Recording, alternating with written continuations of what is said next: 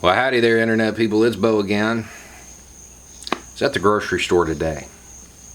Got my 4-year-old with me. And pull into the aisle to check out. He's in the cart. And I have that moment that most parents have at some point where you go, oh no, don't say anything. Just be quiet. Just be quiet. Because the woman in front of us has a prosthetic. She's wearing shorts. And the top of the prosthetic is... it's camouflage. It's ACU. She's obviously ex-military. And I see him looking at it, and I'm like, oh no, what's he going to say? And he looks at her, and he's like, you are so cool.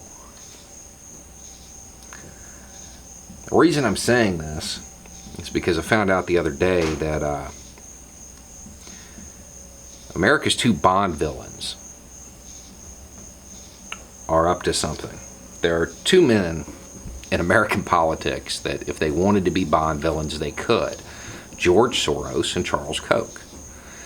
If you're not familiar with these guys, George Soros is a liberal financier. He's a billionaire. He's pumped more than $30 billion into something called the Open Societies Foundation.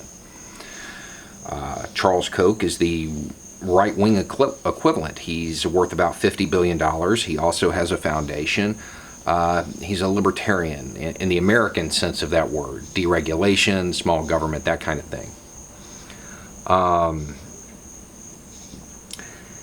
They've teamed up to start a new think tank. And right now, conspiracy theorists all over the world their ears have perked.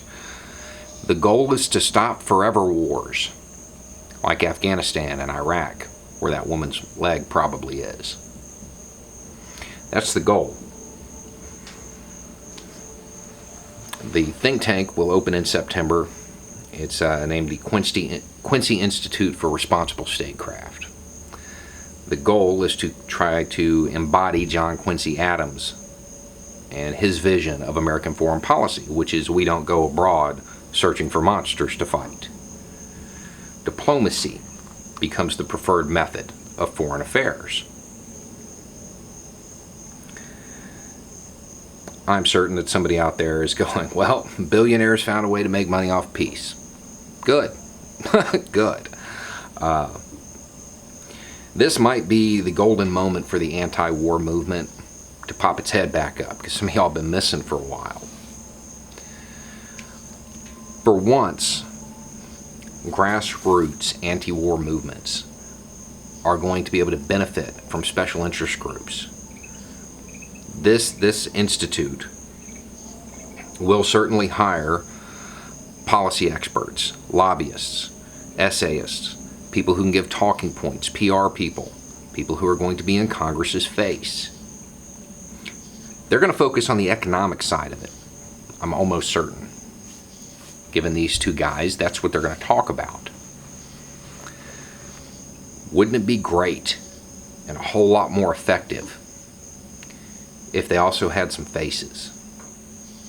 There are people in these comment sections who have mentioned doing 5 or 6 tours.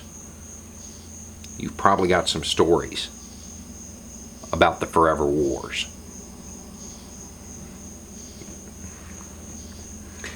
Would make the defense industry's job a whole lot harder if there was a personal aspect, not just an economic and policy one. I'm not saying you got to go to work for them. I'm not saying you got to take their money. I'm certainly not saying you got to let yourself be co-opted. But you may want to check in on this institute and see what they're doing every once in a while. Because if you coincide your marches with their efforts, that is force multiplication, guys. I mean, that's like calling in artillery. Because for once, the big boys are going to be on your side for whatever reason. I'm not even going to speculate as to motive. But at the end of the day, even if they did find some way to profit off of it, and they probably did, there's going to be a whole lot less prosthetics. I'm okay with that. I'm okay with that. Anyway, it's just a thought. Y'all have a good night.